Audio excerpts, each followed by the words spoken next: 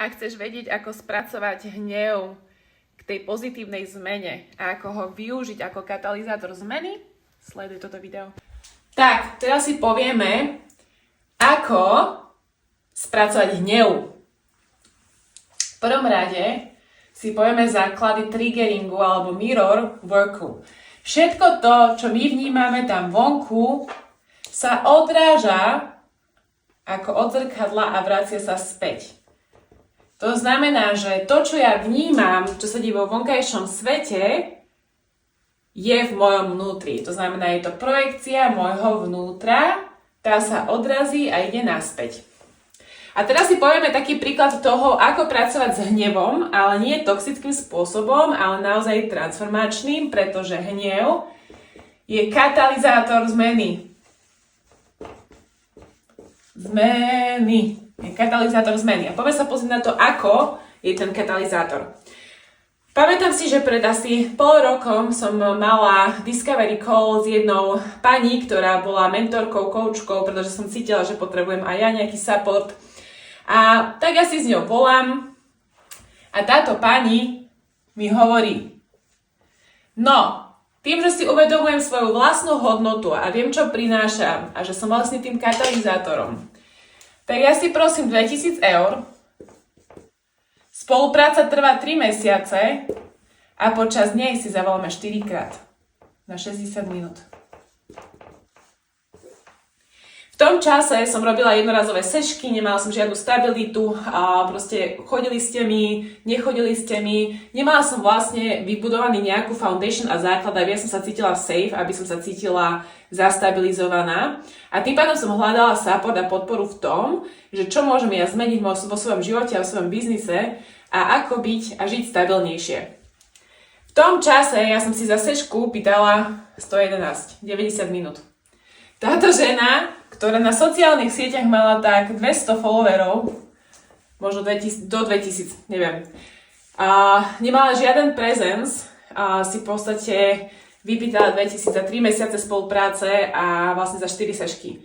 A ja si v tom momente som pocítila brutálny hnev, extrémny hnev.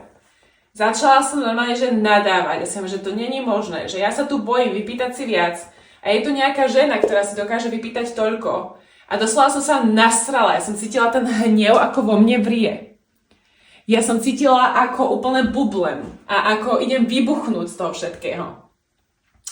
Ale potom si hovorím, že OK, ak je tam ten hnev mi chce niečo povedať.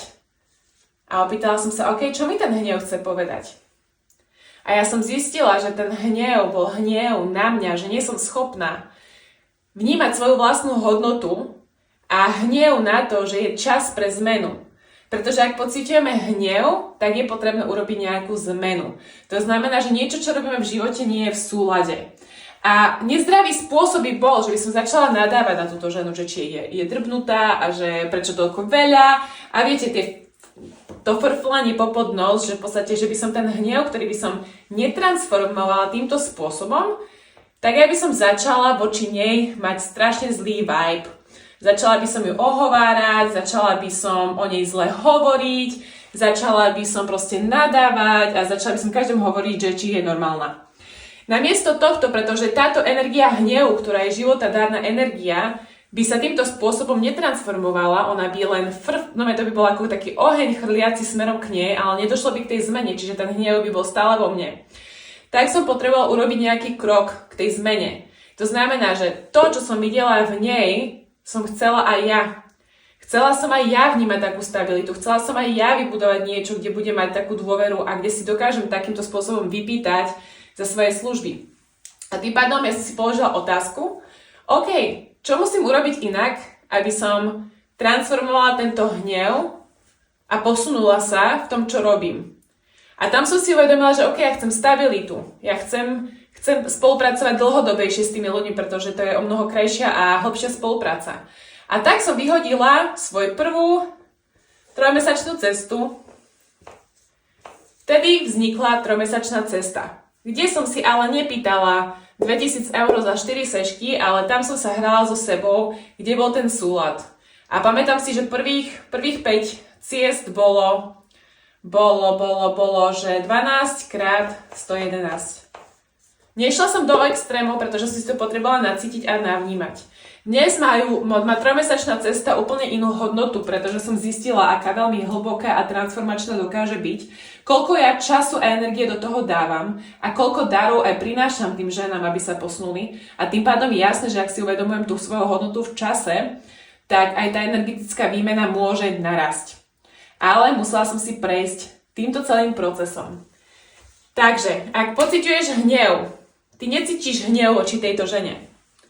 Ty cítiš hnev, pretože tvoje bytie chce zmenu. Tak si daj otázku, čo ťa hnevá? Čo vidíš na tejto žene? Čo ti táto žena odzrkadluje? Čo chceš, čo má aj ona?